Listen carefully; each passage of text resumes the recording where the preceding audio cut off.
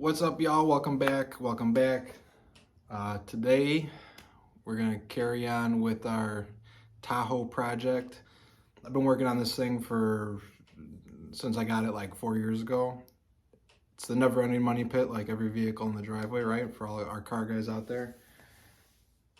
Y'all are joining this project a little bit late, so let me catch you up to speed. So my lovely wife bought me this for Christmas. So I got that mounted finally. Took me a while just because it's hard to find time with the kids and work and all that good stuff to get it mounted.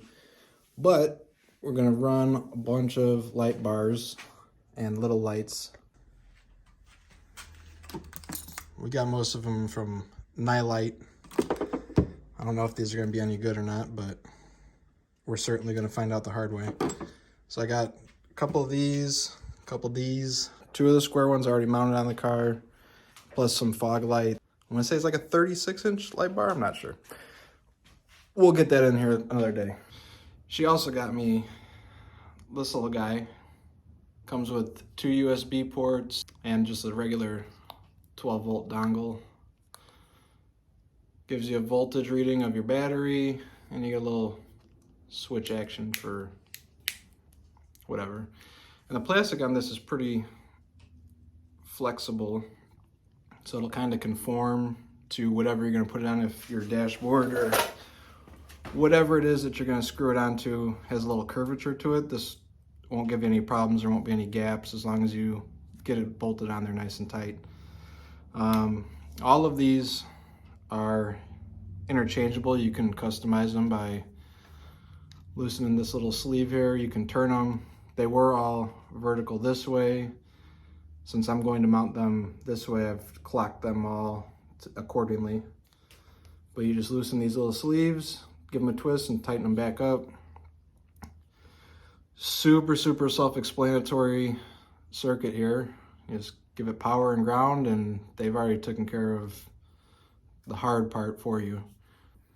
So with that being said, let's take a look at where we're at. So far we've got the hole cut, and that's all mounted up there nice and pretty like. Now, don't judge. She's not very pretty. But we had to start with some hole saws to make sure that we've got enough clearance around the edges for all those little locking tabs. And then we're going to carve it out for the in-betweens to fit the wiring and all that good stuff in there.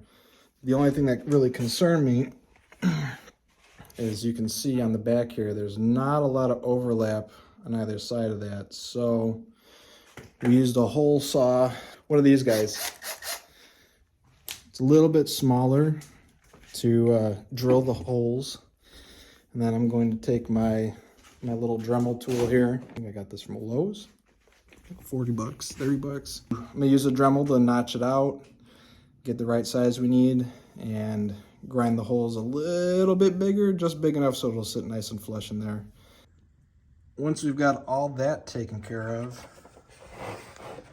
probably going to run a hole here for the wiring going out and keep it nice and slick underneath here so it has not a lot of slack, so that we can keep the functionality of being able to open and close this.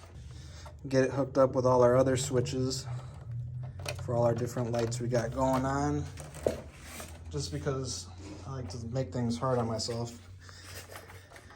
Got this nice little fuse box here to connect everything. That way we don't burn the truck down.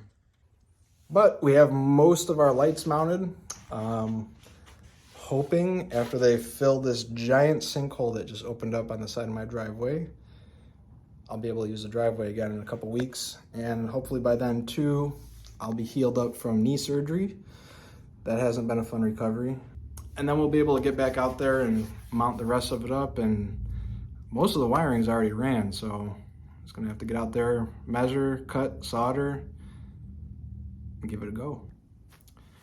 So we finally got our holes edged out, big enough in the glove box so we could get this thing mounted up.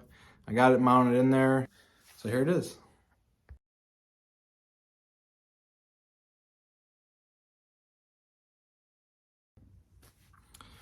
So that'll wrap it up for part 1 on the Tahoe project. We got a ton of stuff coming up with this dang truck. Stay tuned, keep checking back for more content, hit the subscribe button so you get the little alert, and we'll see you next time for part 2. Later.